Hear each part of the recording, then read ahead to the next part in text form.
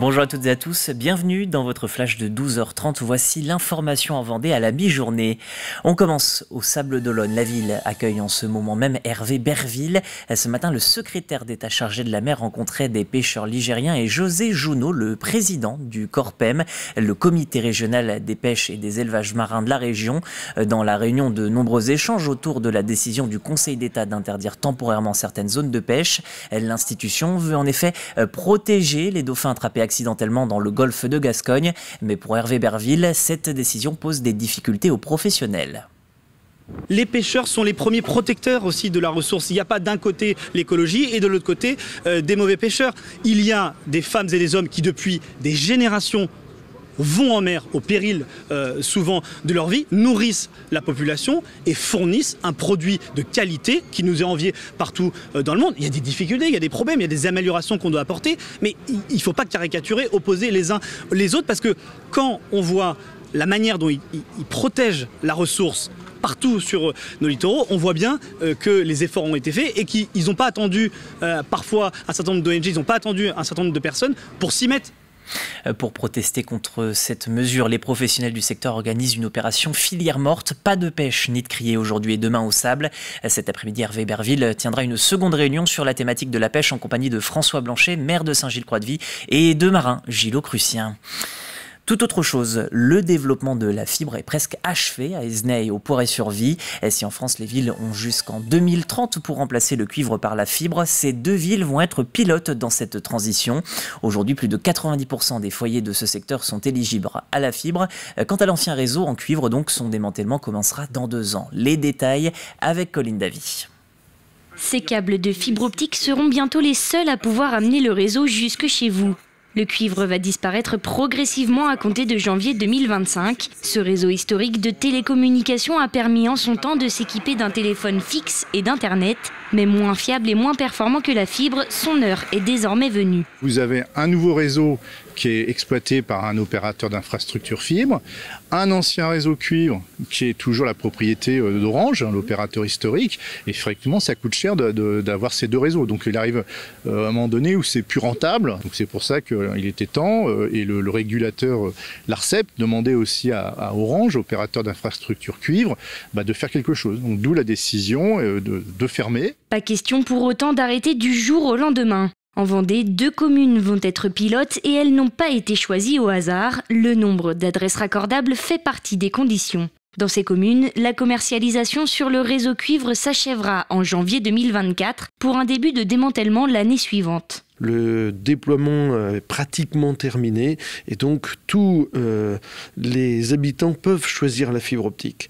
Et c'est dans ce cadre-là que nous allons fermer la partie cuivre pour que tout le monde puisse passer désormais à cette nouvelle technologie, la fibre optique. Alors un défi subsiste, que faire des personnes isolées, celles qui ne sont pas encore raccordées? Aujourd'hui on est à 62%, quand on arrivera à 85-90%, eh bien on saura quelles sont les adresses vers lesquelles il va falloir qu'on aille demain pour expliquer, pour rencontrer les personnes, les rassurer aussi. Je pense que c'est aussi important, parce que c'est à la fois une obligation légale, mais moi je considère qu'il faut qu'on en fasse une opportunité pour développer le territoire, pour apporter aussi des solutions à chacun.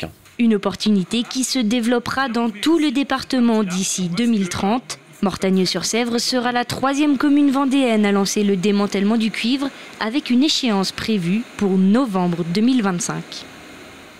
Un détour en cuisine à présent avec l'association La Tablée des Chefs. Les membres viennent de concocter quelques plats avec des étudiants de la section hôtelière du lycée Nature.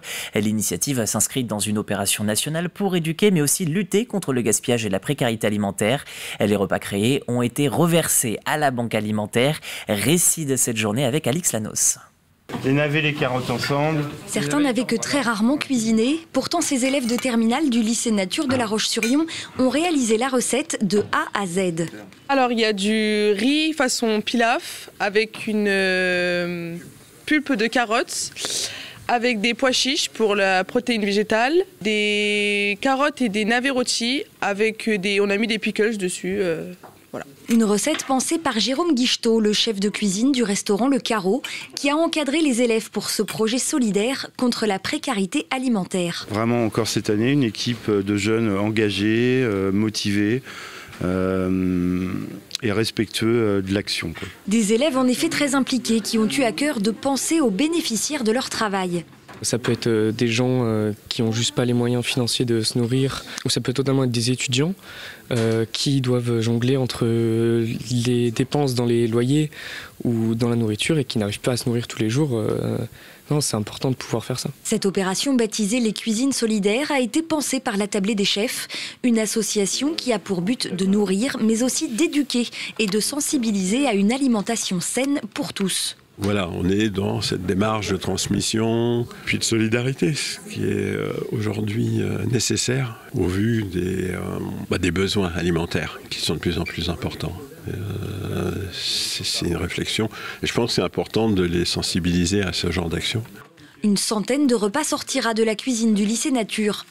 Les lycées hôteliers Édouard Branly et Valère Maté au Sables d'Olonne participaient également à l'opération afin de fournir près de 900 repas aussi équilibrés que gourmands à la banque alimentaire.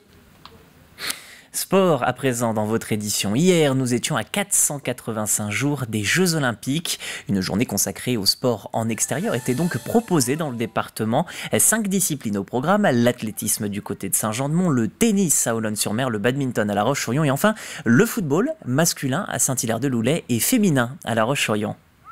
On n'oublie pas le paralympique et aujourd'hui, par exemple, au niveau du football, on a donc des filles qui jouent, parce que c'est le foot féminin aujourd'hui, qui jouent sur des ateliers techniques spécifiques football féminin, mais on a aussi une initiation au cécifoot. Cécifoot, c'est pour les malvoyants, donc je pense que vous pourrez faire des images sur des filles qui vont jouer les yeux bandés, donc c'est vraiment leur faire l'approche de tout ce qui est handicap. Et toutes nos actions, on intègre le handicap dans toutes nos actions, quelles qu'elles soient. Et puis quelques images de cette conférence de presse du côté de Montaigu pour le début du 50e tournoi de football.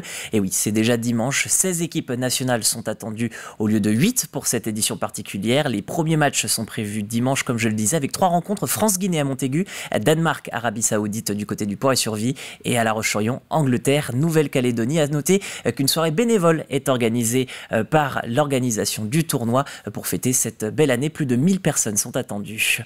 Ainsi s'achève ce journal d'actualité. Je vous remercie de l'avoir suivi. On se retrouve dès 18h. Vous aurez l'occasion d'écouter les informations avec Diane Delangle. À tout à l'heure.